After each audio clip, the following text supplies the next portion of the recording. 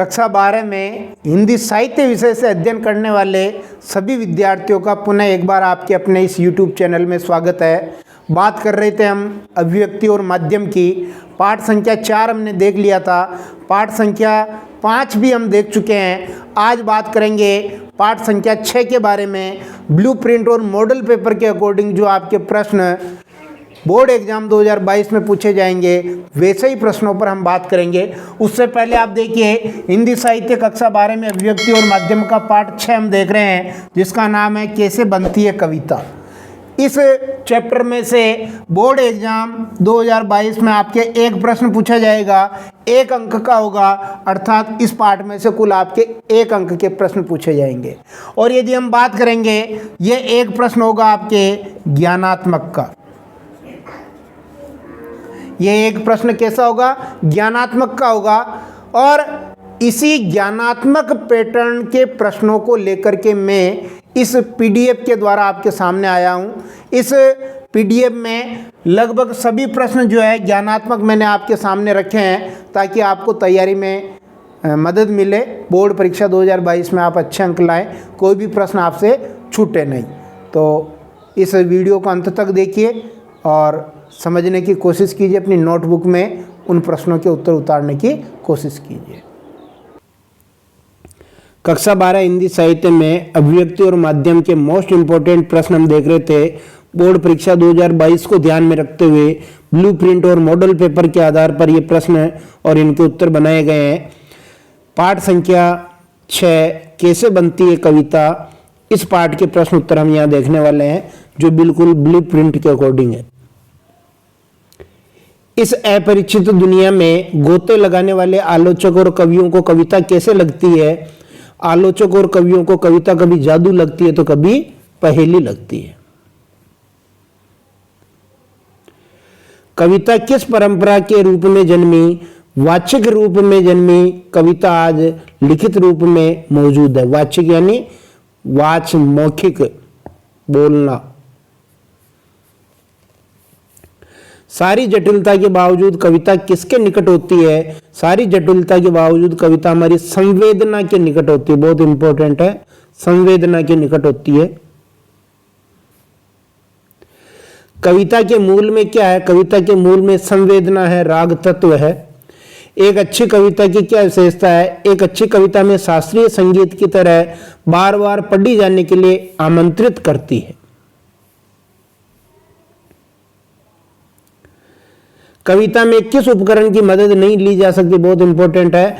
कविता ऐसी कला है जिसमें किसी बाहरी उपकरण की मदद नहीं ली जा सकती, बाह्य उपकरण काम नहीं आता है। कविता की अनजान दुनिया का सबसे पहला उपकरण क्या है? Very very most. कविता की अनजान दुनिया का सबसे पहला उपकरण शब्द है। क्या है? शब्द। कविता की पहली शर्त क्या है? कविता की पहली शर्त है शब्दों से मेलजोल करना। कविता की पहली शर्त है।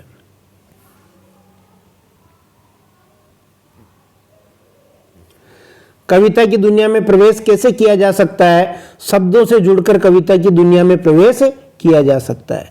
बच्चों की रचनात्मकता आकार कैसे लेने लगती है? तुकबंदी के प्रयास में धीरे धीरे बच्चों की रचनात्मकता आकार लेने लगती है। शब्दों के खेल की क्या विशेषता है? कविता में शब्दों का यह खेल धीरे धीरे ऐसी दुनिया में ले जाता है जहां रिदम है, लय है और एक व्यवस्था है।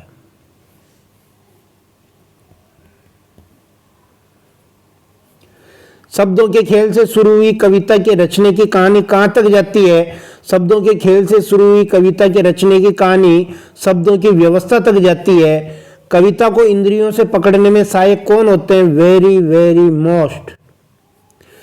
बिंब और छंद कविता को इंद्रियों से पकड़ने में सहायक होते हैं। बाह्य संवेदनाएं मन के स्तर पर किसमें बदल जाती है? बाह्य संवेदनाएं मन के स्तर पर बिंब के रूप में बदल जाती है, इमेज।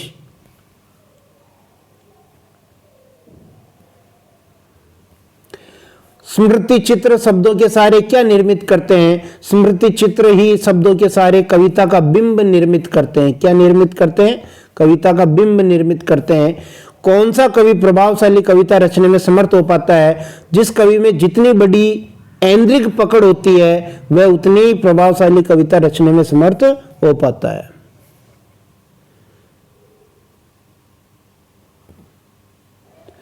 सुमित्रा नंदन पंत ने कविता के लिए किस भाषा की आवश्यकता पर बल दिया? ये भी बहुत इंपॉर्टेंट है, वेरी वेरी मोस्ट।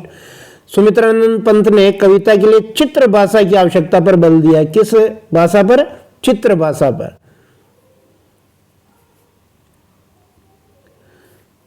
चित्र भाषा पर सुमित्रा नंदन पंत ने कविता के लिए चित्र भाषा की आवश्यकता पर बल क्यों दिया है?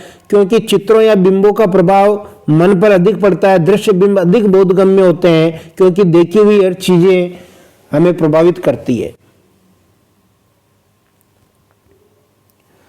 कविता की रचना करते समय शुरुआत में कौन से बिंबों की संभावना तलाशनी चाहिए? कविता की रचना करते समय शुरुआत में धीरे धीरे दृश्य और श्रव्य बिंबों की संभावना तलाशनी चाहिए। कविता को किससे पकड़ा जाता है? कविता ऐसी चीज है जिसे 5 ज्ञानेंद्रिय रूपी उंगलियों से पकड़ा जाता है। ये भी बहुत बहुत मोस्ट। कविता का अनिवार्य तत्व क्या है? छंद या आंतरिक लय कविता का अनिवार्य तत्व है। मुक्त छंद की कविता लिखने के लिए किसका निर्वाह जरूरी है? मुक्त छंद की कविता लिखने के लिए अर्थ की लय का निर्वाह जरूरी है। किसकी? अर्थ की लय का निर्वाह जरूरी है। कवि को किसकी पहचान होनी चाहिए? कवि को भाषा के संगीत की पहचान होनी चाहिए। कविता के सारे घटक किससे परिचालित होते हैं? कविता के जो सारे घटक हैं वो परिवेश और संदर्भ से परिचालित होते हैं। ये भी बहुत इंपॉर्टेंट है।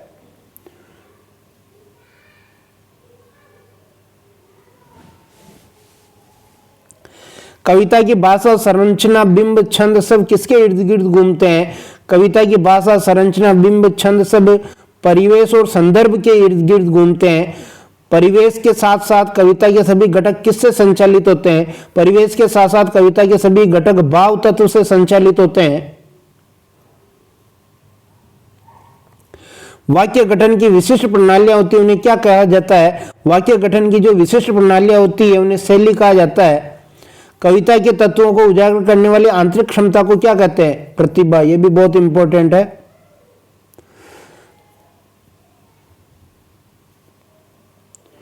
छंद के अनुशासन की जानकारी क्यों जरूरी है? छंद के अनुशासन की जानकारी कविता के आंतरिक लय के निर्वाह के लिए जरूरी है। कविता में कवि की ताकत क्या बन जाती है? कम से कम शब्दों में अपनी बात कह देना और कभी कभी तो शब्दों या 2 वाक्यों के बीच कुछ अनकही छोड़ देना कवि की ताकत बन जाती है। कविता को किस प्रकार की 5 उंगलियों से पकड़ा जाता है? कविता को 5 ज्ञानेंद्रियों रूपी उंगलियों से पकड़ा जाता है। भारतीय विचारकों ने प्रतिभा किसे कहा है? कविता रचने के लिए चीजों को देखने की नवीन दृष्टि या नए को पहचानने और प्रस्तुत करने की कला जिसके बिना काव्य लेखन संभव नहीं हो, उसको प्रतिभा कहा है।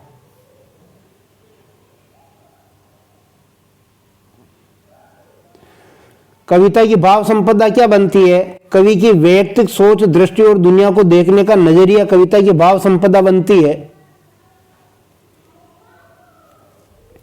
कविता में कविता में किसी भी शब्द को हटाकर उसकी जगह उसका पर्याय रख दे तो क्या होगा? कविता का अर्थ बदल जाएगा। ये आपके इस पाठ के महत्वपूर्ण प्रश्न उत्तर थे। इसी तरह हम अगले पाठ के भी प्रश्न उत्तर लेके आएंगे। बहुत बहुत धन्यवाद।